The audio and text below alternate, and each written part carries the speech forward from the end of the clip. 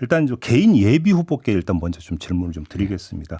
지금 이제 후보님이 이제 논란의 그 당사자가 됐던 이유는 강원도당 위원장을 맡고 있는데 사직 처리가 되지 않은 상태에서 은평을 경선에 이제 참여할 수 있는 것이냐 이 문제가 제기가 됐잖아요. 네네. 어떤 말씀 주시겠습니까? 일단 그 사표는 1월 8일자로 제가 1월 8일 총장께 제출을 했죠. 네. 그 수리되지 않았다고 하는데 반려되지도 않았습니다. 그럼 어떻게 처리된 거예요, 그게? 저도 알 수가 없죠. 저 앞에서 당무가 순간 정지된 그런 느낌입니다. 그래요? 네.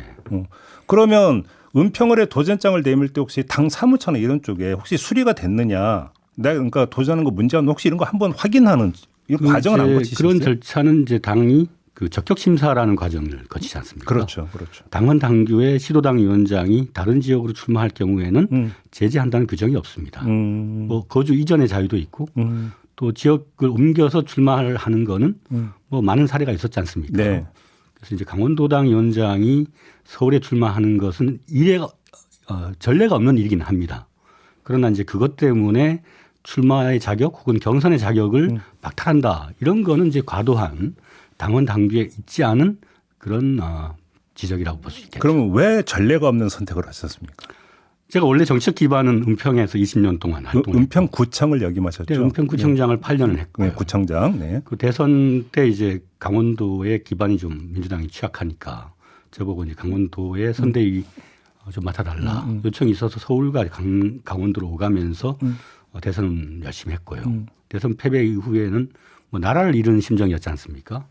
그래서 이제 강릉에 남았다가 이광재 도지사가 출마를 하면서 강릉에도 좀 경쟁 가능한 후보가 나갔으면 좋겠다. 네. 해서 그 지금 탈당하신 이원욱 네네. 전략공천위원장이 저에게 이제 강릉시장으로 나가달라는 요청이 있어서 지방선거 때. 네. 나가서 이제 패배를 했죠. 네. 그리고 은평에서 이제 저를 도와주었던 많은 당원들이 은평으로 돌아가자.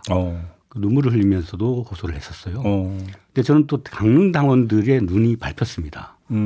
그래서 강릉이 또 윤핵관의 본거지이고 권성동 의원 말씀하시는 겁니까? 예. 또 윤석열 대통령의 외가가 있는 곳이고 그래서 거기서 이제 다음 총선에 대비를 하겠다라고 생각을 하고 작년 9월까지는 뭐 논두렁 밭두렁 다니면서 열심히 했죠. 네. 네. 그래요? 네. 그러면 은평으로 옮겨야겠다고 최종 결심하신 게 언제입니까, 시점상? 그게 이제 가결 사태 때문이죠. 체포동 네.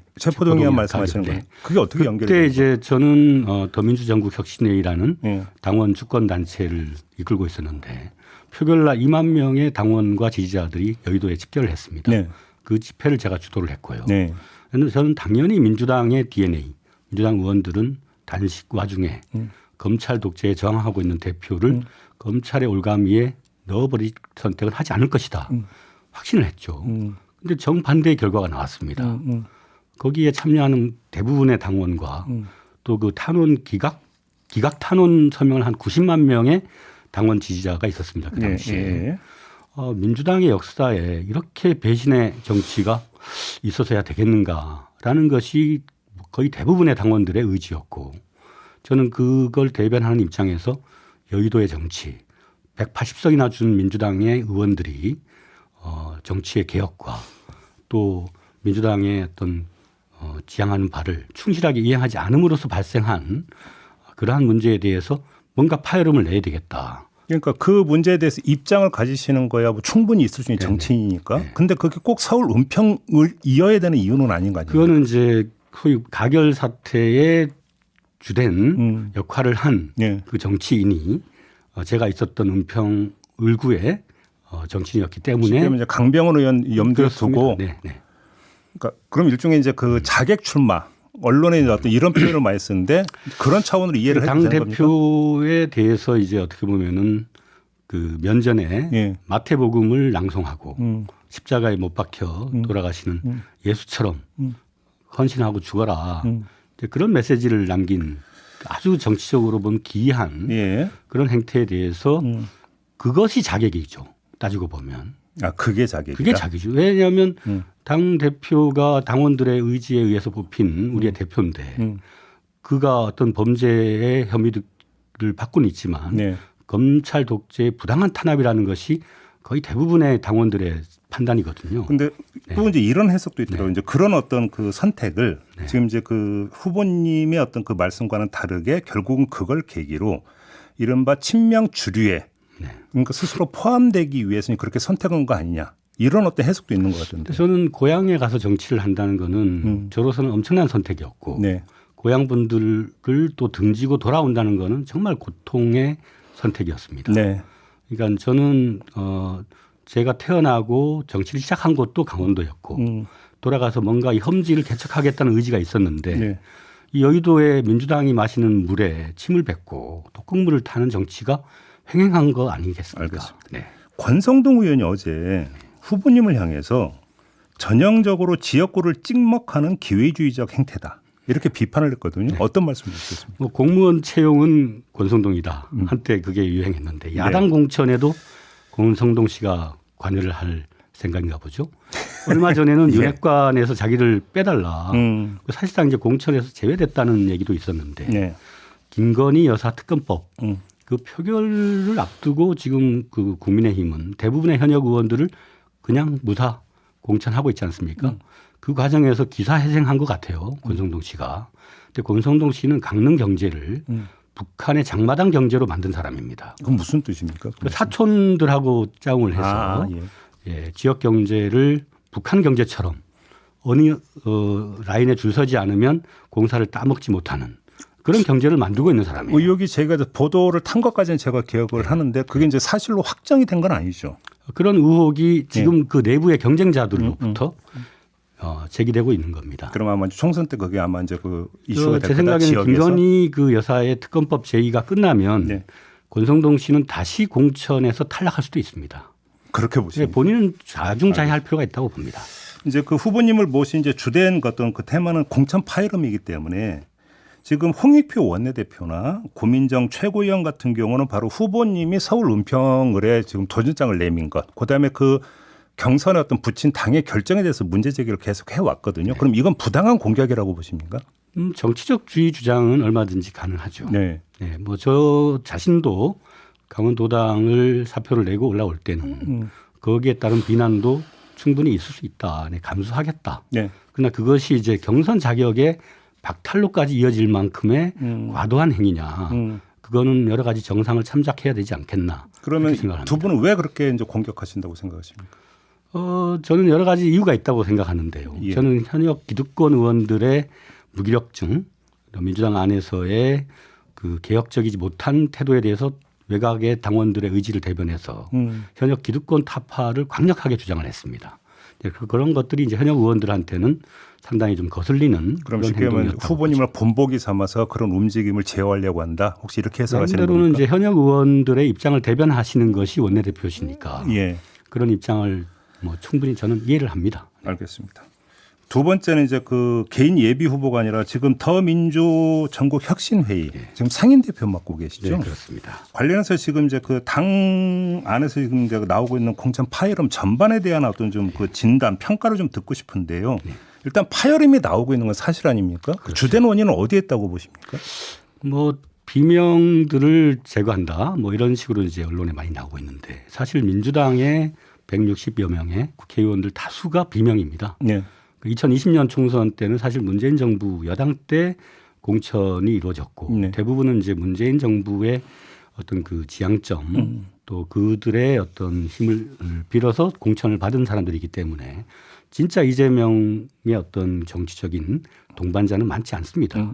그렇기 때문에 이제 신진과 대부분은 비명 간에 이제 대결 구도가 형성될 수밖에 없는 건데 그걸 갈등이다. 이렇게 보기보다는 정치적 경쟁 행위로 봐야 되는 거 아니겠습니까? 정책 경쟁 회의. 그러니까 당연히 경쟁해 버려야 되죠. 그런데 문제는 그럼 경쟁을 공정하게 관리해야 되는 당 지도부 파트에서 뭔가 관리가 제대로 안 되고 있다. 문제 제기는 이거 아닙니까? 핵심은 이건 어떻게 보십니까? 하위 20%에 대한 네. 그것이 특정한 세력들에게 이제 그 하위 20%가 간 게 아니냐 그런 지적을 이제 하시는 거지 않습니까? 뭐 박용진 의원이나 네네네. 보면. 근데 그 시스템에서 정량 평가를 하고 일부의 정성 평가가 있습니다. 근데 그걸 놓고 하위 20%를 누구는 넣고 누구는 빼고 정치력을 발휘하는 것이 과연 그 시스템 공정한 정당 속에서 과연 옳은 일인가. 오히려 그렇게 해서 마사지를 해서 네. 갈등 요소를 줄여서 어떤 해법을 찾는 행위가 시스템 정당 속에 그게 과연 어울리는 일인가? 그러면 예를 들어서 하위 20%라는 것은 선출 지금 현 의원들을 상대로 한 거고. 그렇죠. 어떤 국민의힘이 짜놓은 그런 판에 대한 그런 판단의 문제가 아니고 네. 지난 대선에서 사실 이제 민주당의 주력이라고 할 수 있는 30대 40대들의 어떤 적극적인 투표 행위가 일어나지 않은 이유 중에 하나가 180석 또 많은 그 정치적 기득권을 안겨준 그러한 그 86세대들이 실제 대한민국의 구조 개혁에 얼마나 열심히 했는가, 성과를 냈는가에 대한 냉정한 판단이 있었다고 생각을 합니다. 아, 그래요? 네. 이른바 선배 세대에 대한? 그렇죠. 알겠습니다. 네.